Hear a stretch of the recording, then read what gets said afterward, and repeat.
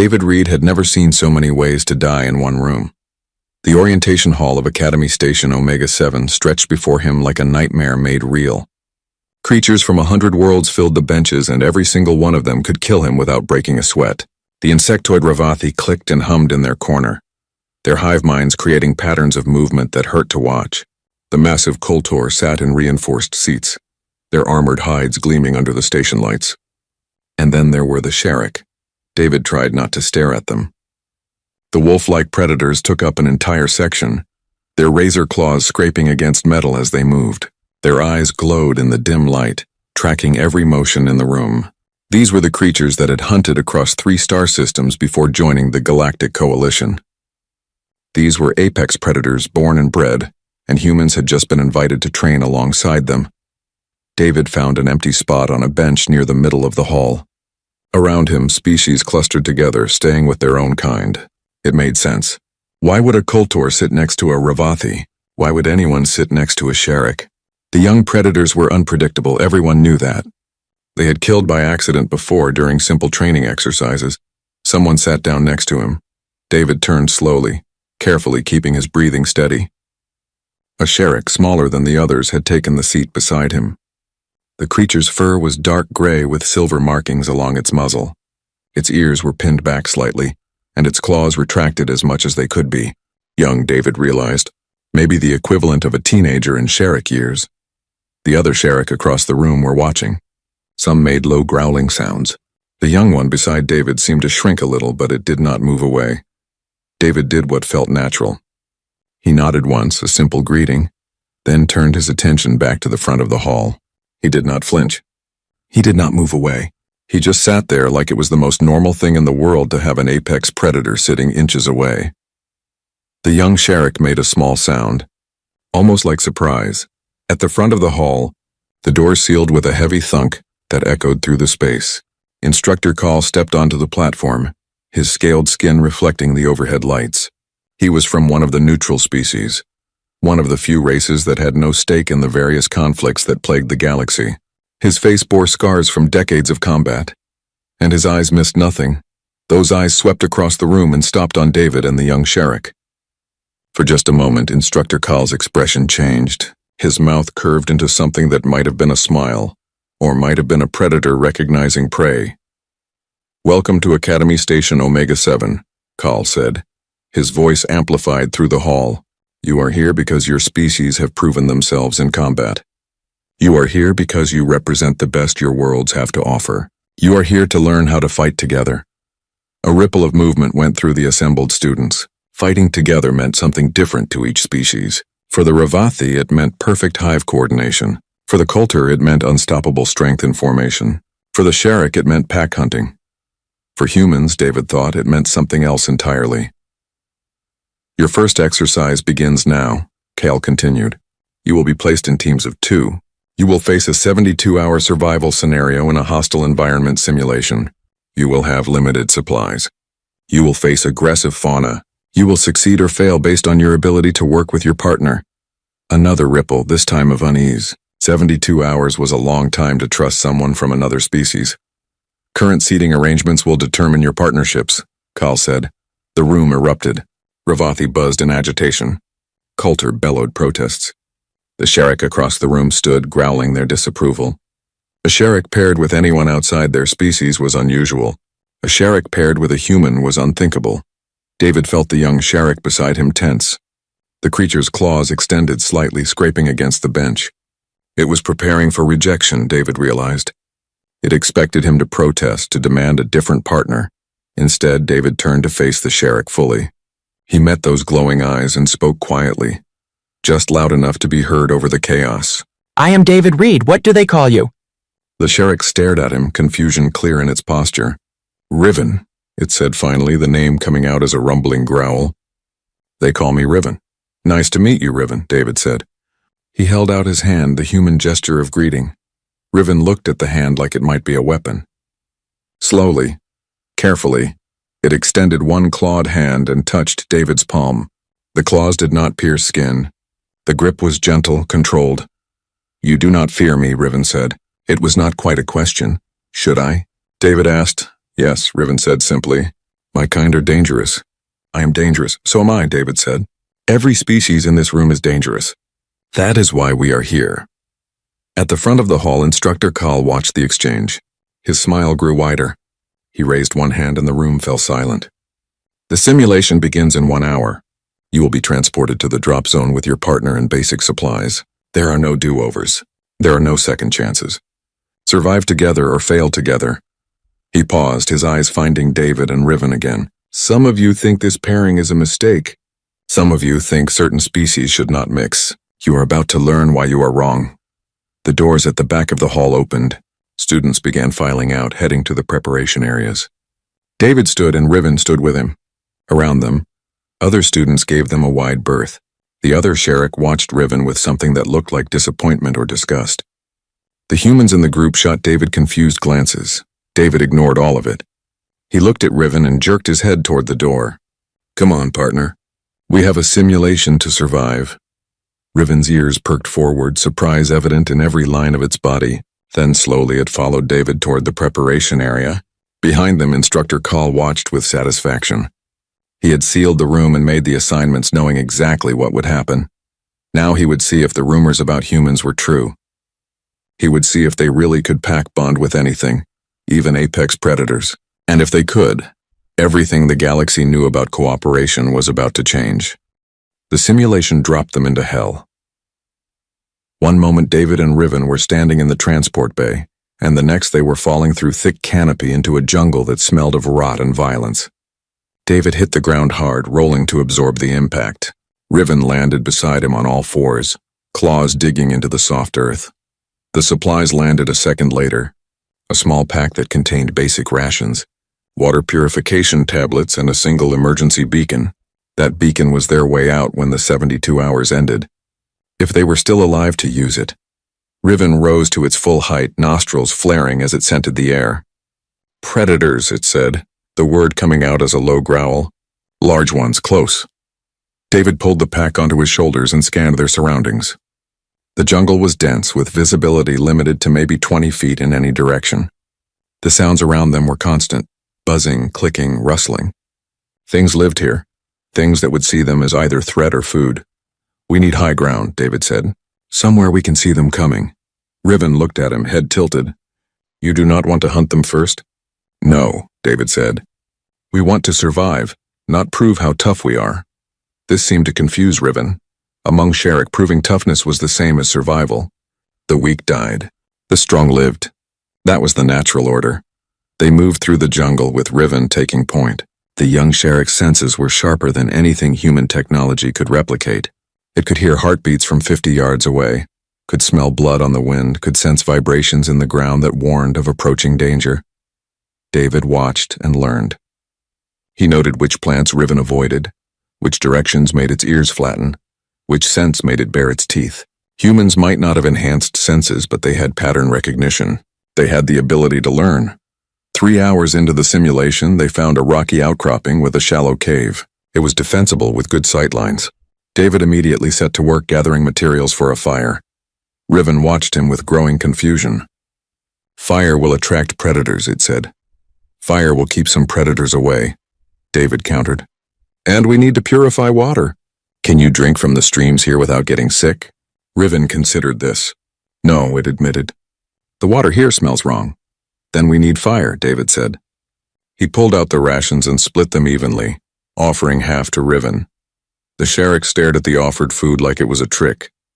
You share your food with me? We are partners, David said simply. Partners share. Sherrick do not share, Riven said slowly. The strong eat first. The weak eat what remains, if anything remains. David met those glowing eyes steadily. Humans are different. We survive because we take care of each other, not because we fight each other. Riven took the rations carefully, still watching David for signs of deception. When none came, it ate slowly, thoughtfully. This human made no sense by Sherrick standards. It should be trying to establish dominance. It should be hoarding resources. Instead, it shared equally and acted like they were equals. Night fell fast in the simulation. The jungle became a chorus of screams and howls. Things moved in the darkness. Things with too many legs or too many teeth. David kept the fire burning while Riven stood watch, its night vision perfect in the blackness. Why did they reject you? David asked quietly. The other Sharek. I saw how they looked at you. Riven was silent for a long moment. I am weak, it said finally. I hesitated during a hunt.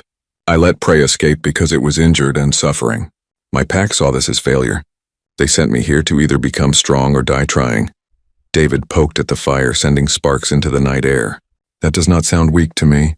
That sounds like compassion. Compassion is weakness, Riven said, repeating what was clearly a lesson learned young. Compassion is strength, David countered. It means you can see beyond yourself. It means you can think about others.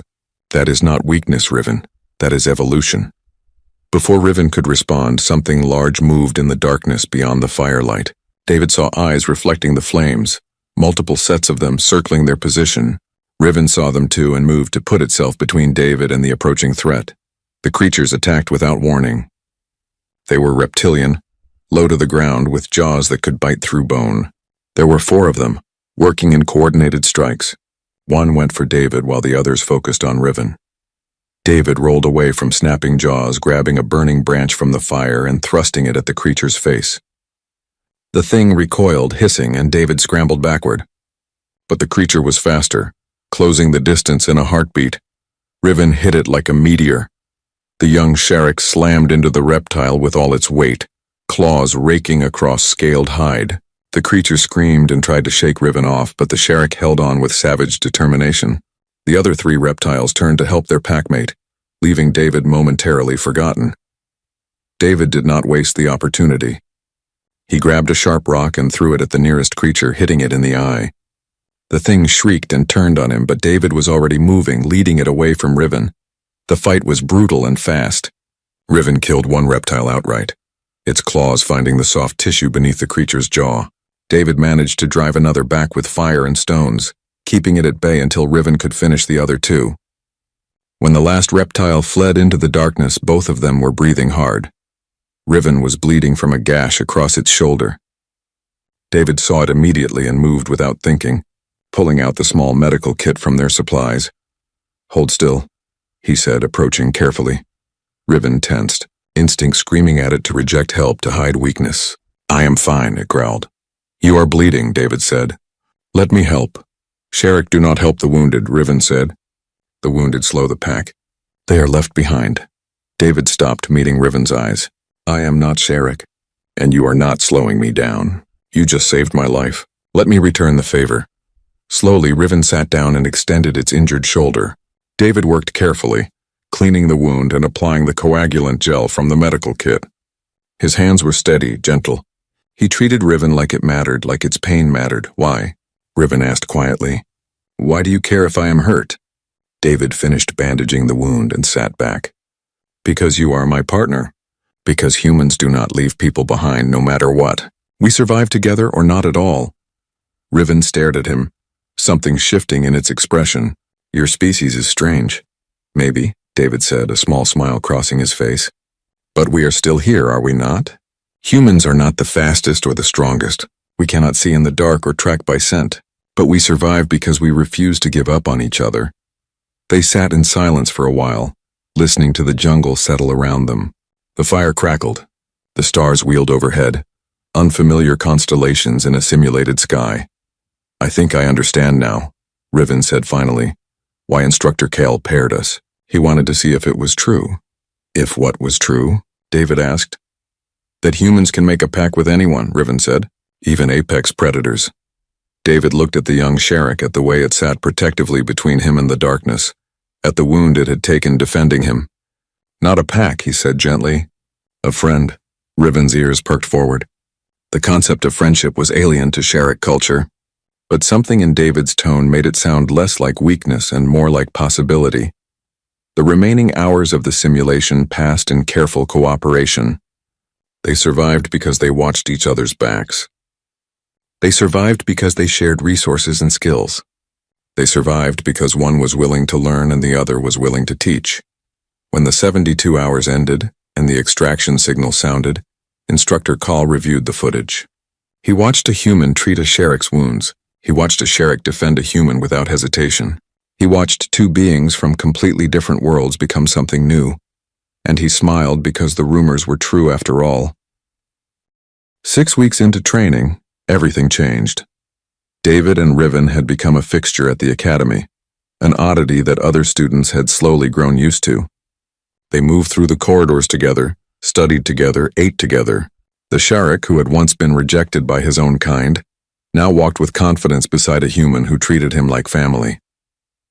Other students watched them with mixed reactions. Some found it fascinating.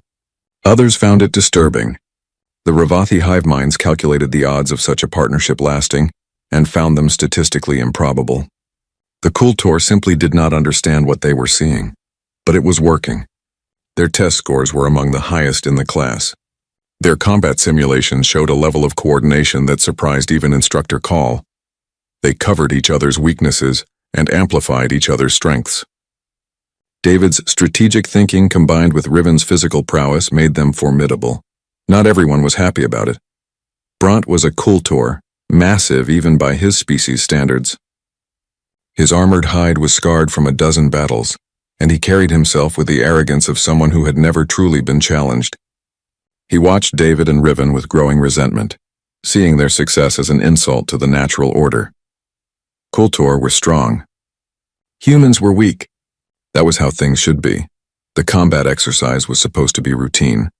Hand-to-hand sparring, controlled conditions, safety protocols in place. Students were paired randomly to practice fighting opponents from different species. It was meant to teach adaptability and respect for different combat styles. David drew Bront as his opponent. Riven immediately tensed when the pairing was announced. Its ears flattened and a low growl built in its chest. David put a hand on Riven's shoulder, a gesture that had become familiar between them. "It will be fine," he said quietly. "Just sparring." But when they entered the ring, David saw something in Bront's eyes that made him reconsider. This was not going to be just sparring. The instructor called for them to begin. Bront moved with deceptive speed for something so large. David dodged the first strike, using his smaller size to stay mobile. He had trained for this, had learned to fight opponents bigger and stronger than himself. Speed and intelligence over raw power. Then Bront broke protocol. Instead of pulling his strike, the Kultor put his full weight behind a blow aimed at David's chest. David saw it coming and twisted, but not fast enough. The impact sent him flying across the ring, ribs screaming in protest. He hit the floor hard and tasted blood. The instructor was shouting, calling for a stop, but Bront was not listening. He advanced on David, rage evident in every movement. "Weak," he snarled. "Humans are weak. You do not belong here." David tried to stand, but his ribs were damaged, possibly broken. He got to one knee as Bront reached for him, clearly intending to finish what he had started. Riven hit Bront like a lightning strike. The young Sharrock moved faster than David had ever seen it move. One moment it was outside the ring. The next it had Bront on the ground with claws at his throat. Riven's eyes were wild, feral. All the careful control stripped away by instinct. "Protect the pack. Destroy the threat. Riven, no." David shouted, forcing himself to stand despite the pain. "Stop," but Riven was beyond hearing. Its claws drew blood, and Bront roared in pain and fear. Other instructors rushed forward, trying to pull Riven off, but the Sharrock was in a full protective frenzy. Nothing would stop it except killing it or letting it kill Bront. David did the only thing he could think of. He moved forward, ignoring his damaged ribs, and put himself between Riven and Bront. He placed both hands on Riven's face, forcing the Sharrock to look at him instead of the Kultor. "Riven," he said, voice calm despite the chaos around them. "Look at me, I am okay. You saved me, but you need to stop now." Riven's eyes focused on David, recognition slowly returning. Its breathing was ragged and its whole body trembled with the effort of restraint. "He hurt you," it growled. "He tried to kill you." "I know," David said. "But if you kill him, they will take you away. And I need you here with me. Please, Riven, stand down." For a long moment, nothing moved. The entire training hall held its breath. Then slowly, Riven withdrew its claws from Bront's throat and stepped back. It stayed between David and the Kultor, protective but no longer actively violent. Bront scrambled away, blood streaming from the wounds on his neck. He would survive, but the fear in his eyes was new. He had thought himself the apex predator in the room. Riven had shown him otherwise. The review board convened within hours. David and Riven stood before a panel of senior instructors and academy officials. The charges were serious. Excessive force. Endangering another student. breaking combat protocols. They wanted both of them expelled. David stepped forward before anyone could speak. "This was my fault," he said clearly. The panel looked at him with surprise. Riven made a sound of protest, but David continued. "I knew Bront had issues with humans. I should have reported my concerns before the exercise. I should have been more prepared. Riven was acting on instinct, protecting a partner who was in danger." "The Sharrock nearly killed a student," one of the panel members said coldly. "Such lack of control is unacceptable." "Lack of control?" David asked. Riven stopped when I asked. "A Sharrock in full frenzy does not stop. They do not hesitate. But Riven trusted me enough to pull back. That is not lack of control. That is the highest level of trust and discipline." He paused, letting his words sink in. "I researched Sharrock culture when we were first partnered. I learned that Riven was sent here because its pack considered it weak. Do you know why they thought that? Because Riven showed compassion. Because it hesitated to cause unnecessary suffering. Those same traits let it stop today when others of its kind would not have." The panel exchanged glances. One of them, an older instructor with graying skin, leaned forward. "You speak of trust and compassion as if they are military virtues. But this is a combat academy. We train warriors, not friends." "With respect," David said, "you are wrong. You train soldiers who will one day fight together in real battles. And in real battles, trust is the difference between life and death. Compassion is what keeps you fighting for the person next to you instead of just for yourself." Instructor Call stood from where he had been observing. "If I may," he said, addressing the panel, "this incident, while unfortunate, proves exactly what we have been testing. Human ability to form bonds across species lines is not just a curiosity. It is a tactical advantage." The panel leader looked at Cal with skepticism. "You planned this?" "Not this specifically," Cale admitted. "But I have been documenting Reed and Riven's partnership for weeks. They represent something new, something the Galactic Coalition desperately needs. Our forces are divided by species loyalty. We fight alongside each other, but rarely for each other. These two have shown that true integration is possible." He gestured to David and Riven. "Yes, Riven lost control, but it lost control protecting its partner, not out of mindless rage, and it regained control through trust, not force. That demonstrates evolution, not failure." The panel deliberated for what felt like hours. Finally, the leader spoke. "You will not be expelled. However, you will face consequences. You will be assigned to a special training program, one designed to test the limits of cross-species cooperation." David and Riven exchanged glances. "What kind of program?" David asked. Cale smiled, and there was something fierce in that smile. "A deep space mission. Minimum crew, maximum danger. You will be joined by representatives from 4 other species, all of whom have their own conflicts and prejudices. You will have 1 month to either learn to work together or tear each other apart trying." He leaned forward, his eyes gleaming. "This is not a punishment. This is an opportunity. Show the galaxy that what you have built can be replicated. Show them that the future of the Coalition depends on becoming more like you and less like what we have always been." David looked at Riven. The young Sharrock looked back, and something passed between them without words. Understanding, trust, partnership. "We will do it," David said. "When do we leave?" 3 days, Call said. "Choose carefully what you pack, and prepare yourselves. The others you will be working with are not going to be happy about this arrangement."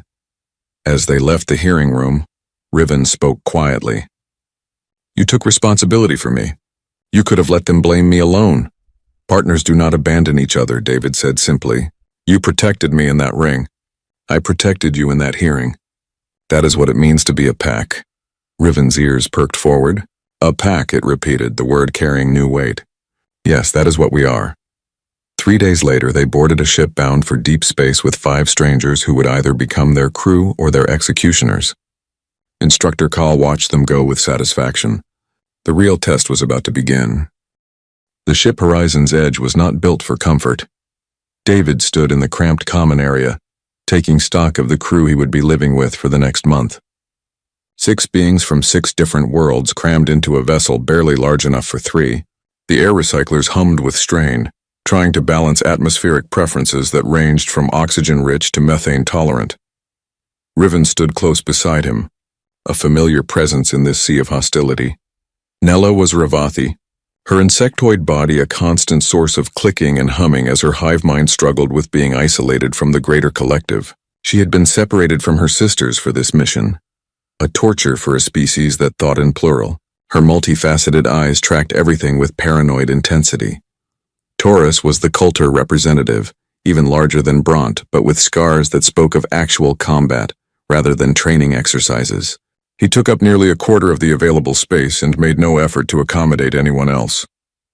His opinion of humans was clear in every dismissive glance. Shen belonged to the Limari, a species of pure intellect housed in a fragile crystalline body. They communicated through light pulses and required a translation device to speak with others. Shen considered physical species beneath them, necessary tools but hardly equals. Kiv was perhaps the strangest of all. The aquatic being existed inside a mobility suit filled with water, their tentacled form visible through the transparent panels. Kiv's species had barely mastered space travel and were still adapting to life among air breathers. 6 species. 6 different ways of thinking. 6 different hierarchies, all claiming superiority. The mission briefing was supposed to be simple. They would patrol a designated section of space, run system checks, and practice coordinating as a multi-species crew. It was meant to be routine, controlled, safe. On the 3rd day, the ship started dying. It began with small things: power fluctuations, navigation errors, communication static. David noticed them first, his human pattern recognition flagging anomalies that the others dismissed. But by the time everyone realized something was wrong, it was too late. The main drive went offline. Life support began failing, and the navigation computer cheerfully informed them that they were drifting toward a radiation belt that would cook them all within 48 hours. "This is sabotage," Shen declared, their lights pulsing angry red. "Someone has betrayed us." Immediately, the accusation started. Taurus blamed the Ravathi, saying hive minds could not be trusted. Nella blamed the Limari, claiming their crystalline bodies interfered with ship systems. Kiv blamed everyone, paranoid and isolated in their water suit. Riven growled low, a sound that cut through the arguing. "Fighting solves nothing. We need to fix the ship." "The Predator speaks sense," Taurus sneered. How unexpected. "Tell me, Sherrick, does your human teach you to use words before claws?" David stepped forward before Riven could respond. "Enough. We have 48 hours to live if we do nothing. We can spend that time blaming each other, or we can spend it surviving." "And why should we listen to you?" Taurus demanded. "You are human. You are weak. You bring nothing to this crew except your pet predator." David took a breath, fighting down anger. "Because I am the only one here who has actually worked successfully with someone from a different species. Riven and I survived simulations that killed other teams. We did it by trusting each other, not by fighting each other." He looked around at the assembled crew. "I know none of you want to be here. I know you all think your species is superior to the rest. But unless we work together right now, we all die together, and our deaths will prove that the people who sabotaged this ship were right." Nella clicked in agitation. "What do you mean, sabotaged?" David moved to the central console and pulled up the diagnostic logs. "Look at this. The failures are too coordinated. Someone programmed these malfunctions. Someone wants us to fail." Shen's lights flickered with interest. "Show me." For the next hour, David and Shen worked through the code while the others watched. The Limari's superior processing speed combined with David's intuition uncovered the truth. A hidden AI was actively sabotaging their systems, creating new problems faster than they could solve old ones. "This is a test," Nella said finally, understanding dawning. "They want to see if we tear each other apart." "Then we will not give them the satisfaction," Riven said. "We will survive despite them," Taurus snorted. "Easy words, but how? The AI is in every system. We cannot fight code with claws." David closed his eyes, thinking. Humans had survived for millennia by adapting, by finding solutions where none seemed to exist. His species was not the strongest or the fastest or the smartest, but they were stubborn and they refused to accept defeat. "We need to divide the work," he said finally. "Each of you has skills the others do not. We use those skills where they fit best." He turned to Taurus. "You are strong. The hull needs repairs that require moving heavy equipment. Can you do that?" Taurus hesitated, then nodded grudgingly. "Nella, you can process multiple data streams at once. We need someone to monitor all ship systems simultaneously while we work. Your hive mind training makes you perfect for that." The Ravathi clicked thoughtfully. I can try. Without my sisters, it will be difficult but possible. Shen, you understand the code. Work with me to counter the AI's interference. The Limeri pulsed agreement. Kiv, some of the lower decks are flooded. Your suit will let you access areas the rest of us cannot reach. The aquatic being rippled with what might have been approval. And Riven, David said, turning to his partner, you keep us safe. If anything tries to stop us, you stop it first. For a moment, silence filled the ship. Then slowly, each crew member moved to their assigned task. It was not trust, not yet, but it was cooperation born of necessity. The hours that followed were brutal. Taurus wrestled with equipment 3 times his size, his armor dented and scratched. Nella pushed her mind to the breaking point, tracking dozens of systems without her hive to support her. Shen and David fought a digital war against an AI that seemed to anticipate their every move. And through it all, David did something the others had not expected. He coordinated. He remembered that Taurus needed high-protein nutrition after physical exertion and made sure someone brought food. He noticed when Nella's stress clicks became desperate and talked her through the panic of isolation. He reminded Shen to rest their crystalline core before it fractured from overuse. He took care of them, even when they had done nothing to deserve it. Riven watched all of this with growing understanding. This was what David had tried to explain in the jungle simulation. This was what humans did. They built packs not through dominance but through care. With 12 hours remaining, the AI made its final move. It offered them a choice through the ship's communication system. Sacrifice one crew member to save the others. Choose now or all perish. The crew gathered in the common area, exhausted and desperate. The AI's logic was cruel but clear. Eject one being into space and the ship would have enough power to restart the drive. Everyone lives except the sacrifice. Species hierarchies immediately reasserted themselves. Each member argued why they were essential, why someone else should be chosen. Old prejudices surfaced with renewed strength. David listened to it all, then spoke quietly. No. Everyone turned to look at him. No sacrifice, David said firmly. We find another way or we go together. That is illogical, Shen pulsed. 1 death versus 6 deaths. The mathematics are simple. Humans have a saying, David said. No one left behind. I will not abandon any of you even to save myself. If we die as a crew. Riven stood beside him. I agree with David. We survive together. Nella clicked softly. My hive would call this foolish, but my hive is not here. And this human has shown me more care in days than my sisters have in years. She turned her multifaceted eyes to the others. I will not choose a sacrifice either. One by one, the others agreed. Taurus grudgingly. Shen logically, calculating that unified effort might find a solution. Kiv silently, rippling agreement through their suit. United, they attacked the problem from all angles. 6 minds, 6 skill sets working not as separate species but as a single crew.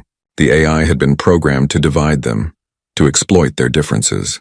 It had not been programmed for what happened when they chose unity. With minutes to spare, they found the solution. Not by defeating the AI, but by showing it something it could not process. Genuine cooperation across species lines. Selfless action. Willingness to sacrifice together rather than sacrifice each other. The AI's logic circuits could not resolve the paradox. It shut down in a recursive loop and the ship's systems came back online. As they limped back toward the academy, battered but alive, the crew sat together in exhausted silence. They had survived. But more than that, they had changed. Instructor Call reviewed the mission logs with satisfaction. The real test had not been survival. It had been seeing if they could become something more than the sum of their species. They had passed. And the galaxy was watching. Recovery took 3 days after they docked at Academy Station Omega 7. The crew of Horizon's Edge had become minor celebrities. Word spread quickly through the academy about the mission that should have failed, but somehow succeeded.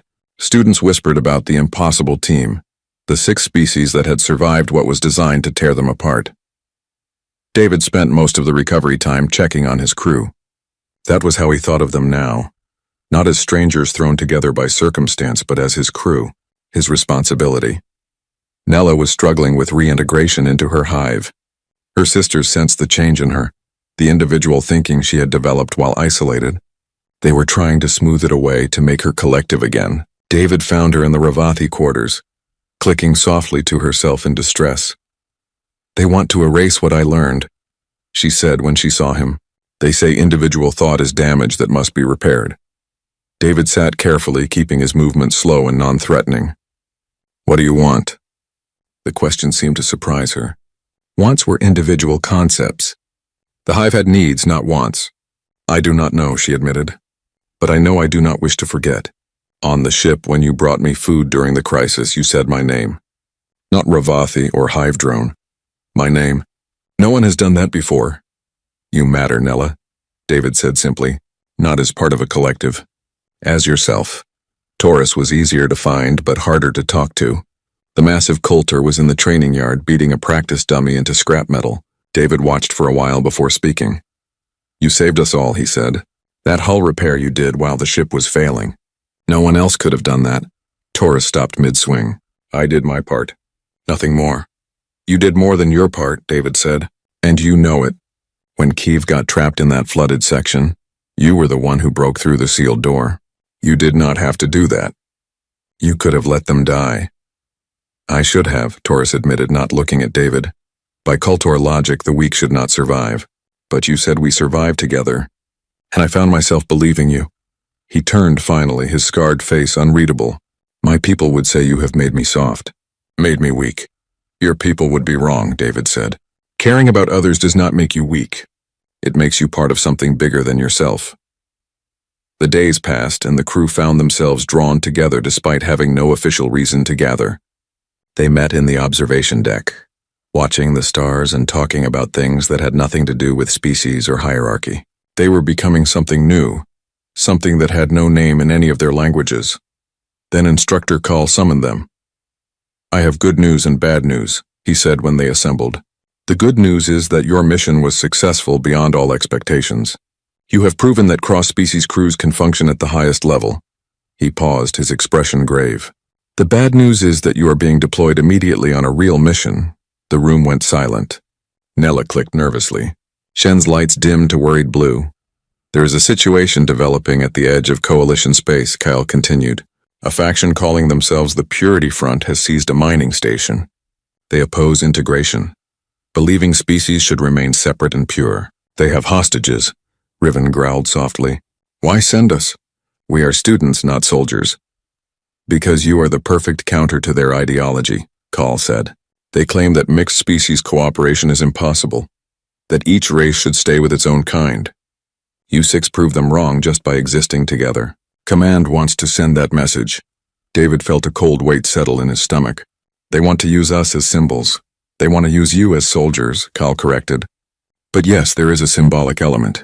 The Purity Front chose that station specifically because it was one of the first true integration projects, workers from a dozen species living and working together. The Front sees it as an abomination." He pulled up a holographic display showing the station. "The hostages are in the central habitat. The Front has sealed all access points and threatened to vent the atmosphere if anyone approaches. They have given the Coalition 48 hours to abandon all integration initiatives, or they start executing hostages." Taurus studied the display. "This is a trap. They want us to come. They want to prove that mixed crews fail under pressure." "Probably," Kale agreed. "But those hostages are real, and you six are the best chance they have." David looked at his crew. Nella was still struggling with individual versus collective thought.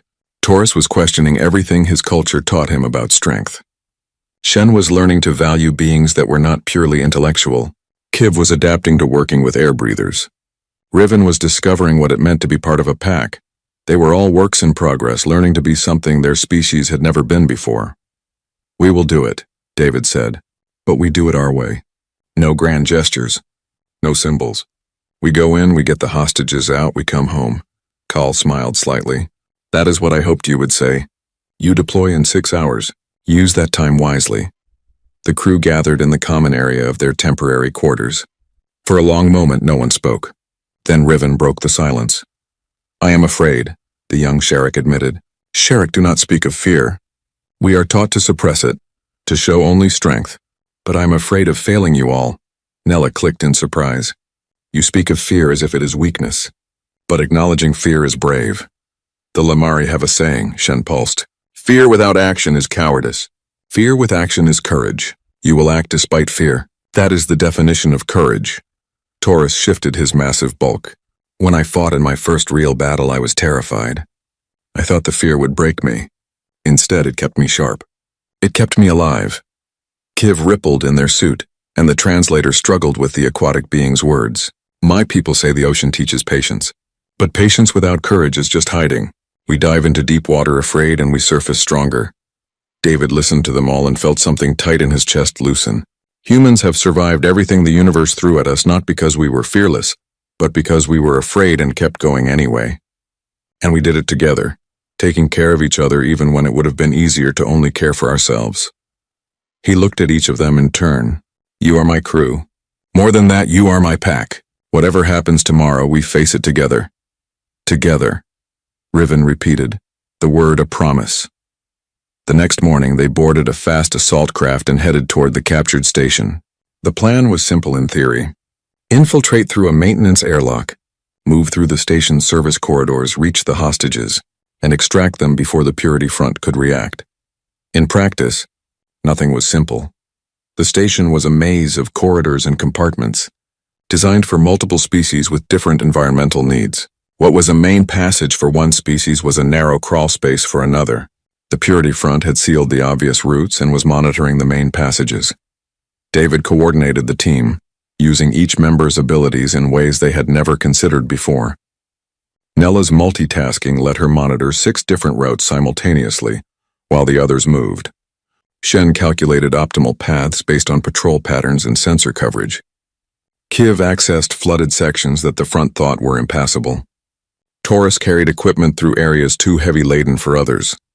Riven scouted ahead, its predator senses detecting ambushes before they sprung, and David tied it all together, remembering each person's needs, limitations, and strengths. He was not the strongest or the smartest or the fastest, but he knew his crew, and that knowledge was its own kind of power. They reached the hostage area without triggering any alarms. Through a viewport, they could see the prisoners, dozens of beings from multiple species huddled together in fear. Guards from the Purity Front patrolled the perimeter, all from the same species, all wearing uniforms that proclaimed their belief in segregation. There are too many, Taurus whispered. We cannot fight them all. We do not need to fight them all, David said. We just need to get the hostages out while they are distracted. He outlined the plan quickly. It was risky, requiring each of them to work in conditions completely unsuited to their biology. Taurus would need to be delicate with computer systems. Nella would need to work alone, isolated from any support. Shen would need to make physical actions, not just calculations. Kiv would need to leave the safety of their suit temporarily. Riven would need to show restraint instead of violence, and David would need to trust them all completely. This is insane, Shen pulsed. You are asking us to do things we are not designed for. I am asking you to trust each other the way I trust you, David said. We are stronger together than we are separately, not because we are the same, but because we are different. One by one they agreed, and as they moved into position, each of them understood what David had known from the beginning. What humans did best was not fighting or thinking or surviving. What humans did best was bringing others together and refusing to let them fall apart. They built packs from nothing, families from strangers, hope from despair. The rescue operation began, and 6 beings who should have been enemies worked as one to save lives they did not know, because that was what packs did. And they were a pack now, bound not by species but by something stronger. The plan worked perfectly for exactly 4 minutes. Taurus managed to access the environmental controls despite his massive hands being designed for crushing, not typing. Nella coordinated 3 separate distraction protocols while fighting the panic of working alone. Kiv slipped through maintenance ducts that would have been impossible for anyone still in a mobility suit. Shen calculated guard rotation patterns with perfect precision. Riven and David were moving toward the hostage-holding area when everything fell apart. A guard spotted them. Not through any failure on their part, just bad luck and worse timing. The alarm sounded before Riven could silence the guard, and suddenly the entire station knew they were there. The Purity Front response was immediate and overwhelming. Blast doors slammed shut, cutting the crew off from each other. Armed guards flooded the corridors. And in the hostage area, The front commander activated the atmosphere venting protocols. They had 30 seconds before everyone in that room suffocated. David's mind raced through options and discarded them all. Too far to reach the manual override. Too many guards between them and the hostages. No time for clever plans or careful coordination. "Riven," he said quietly, "I need you to be what you were born to be." The young Sharek understood immediately. All the careful control, all the learned restraint, all the effort to be more than a mindless predator fell away. Riven dropped to all fours and moved with a speed and violence that was pure instinct. The guards never had a chance. Riven tore through them like they were paper, claws and teeth finding targets with savage precision. It was not elegant or strategic. It was raw primal fury channeled with purpose. This was what Sharek were before civilization tried to tame them. This was the apex predator that had hunted across star systems. David ran behind Riven, trusting the Sharek to clear the path. He reached the environmental controls and slammed his hand on the emergency stop. The venting protocols halted with 3 seconds remaining. The hostages were saved. But now David and Riven were trapped in a room with an entire station of hostile forces converging on their position. Riven stood over the unconscious guards, breathing hard, blood on its claws. Its eyes were wild, struggling between instinct and conscious thought. "David," it rasped, "I cannot hold back much longer. There are so many of them. I will kill to protect you." "I know," David said. He activated his communicator. "Nella status?" "Static." Then Nella's voice, strained but functional. "I have restored communications. Taurus is fighting through to your position, but there are too many guards. Shen and Kiv are with the secondary hostage group but are pinned down. We are failing, David." David looked at the terrified hostages, at Riven barely maintaining control, at the sealed doors that would soon burst open with armed enemies. They were out of options, out of time. He did what humans always did when there were no good choices left. He made a new choice. "Everyone listen," he said into the communicator, setting it to broadcast on all channels. "My name is David Reed. I am human. I am a student at Academy Station Omega 7, and I am here with my crew to save people I have never met because that is what my species does. We do not abandon people. We do not let innocents die. We do not accept that there is no solution." He looked at the Purity Front guards who were starting to wake up. "You believe that species should stay separate. You believe that mixing us makes us weak. But I am standing here with a Sharek, a Ravathi, a Kultor, a Limeri, and an aquatic being whose species name I still cannot pronounce correctly. And together we are stronger than any pure species group could ever be." The doors burst open, but instead of guards it was Taurus, having literally torn through the barriers with his bare hands. The massive Kultor was bleeding from a dozen wounds, but he stood between David and the approaching enemy forces. "You talk too much, human," Taurus rumbled, "but you are not wrong." Nella's voice crackled over the communicator. "I have accessed the station's communication array. Your speech is being broadcast to the entire Coalition fleet waiting outside. They can hear everything." Shen added their input, lights pulsing rapidly. "The Purity Front commander is demanding your surrender. He says he will execute one hostage every minute until you submit." David felt the weight of every decision he had made leading to this moment. He thought about Instructor Call sealing that room months ago, forcing a human and a Sharek to sit together. He thought about the choices that had brought 6 impossible beings together into something that resembled a family. "Tell the commander I want to speak with him directly," David said, face to face. "Just him and me," Riven snarled. "That is suicide. That is strategy," David said. "Trust me." The Purity Front commander agreed, probably thinking it was a chance to make an example of the human. They met in the central plaza of the station's habitat ring, surrounded by guards on one side and hostages on the other. The commander was from a species David did not recognize, but his contempt was universal. "You are the human who thinks he can change the galaxy with friendship and cooperation. I am the human who already has," David said. "My crew proves that your ideology is based on fear, not fact." "Your crew is an abomination," the commander spat. "Each of you has betrayed your species by mixing with others. You have diluted what makes you strong." "No," David said calmly. "We have amplified what makes us strong.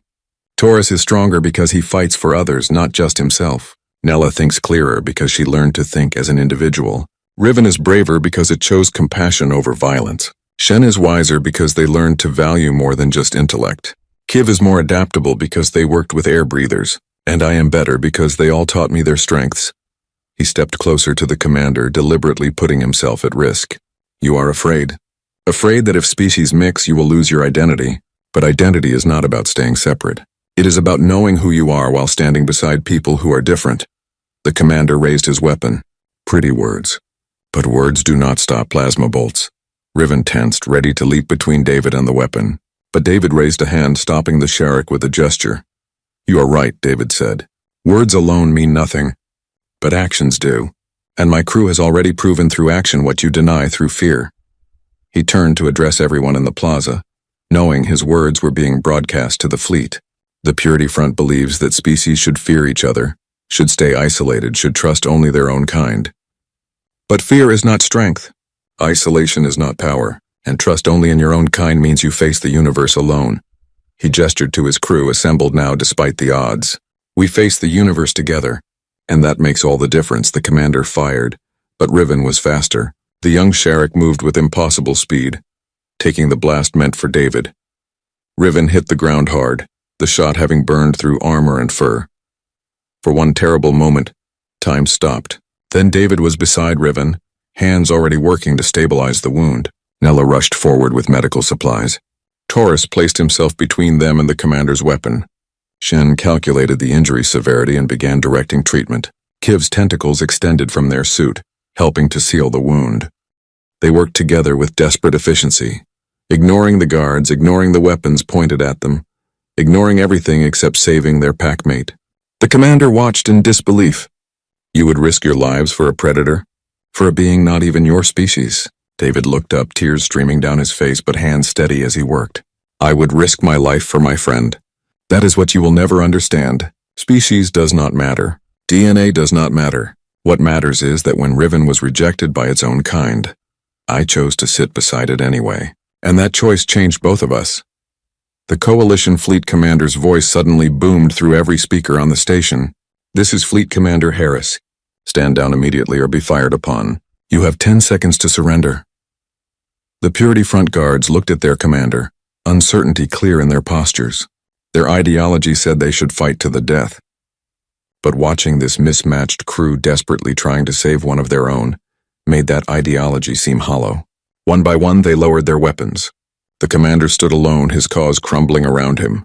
This changes nothing, he said bitterly. Species will always find reasons to hate each other. Maybe, David said, still working on Riven's wound. But they will also find reasons to love each other. And love is stronger than hate because it builds instead of destroying.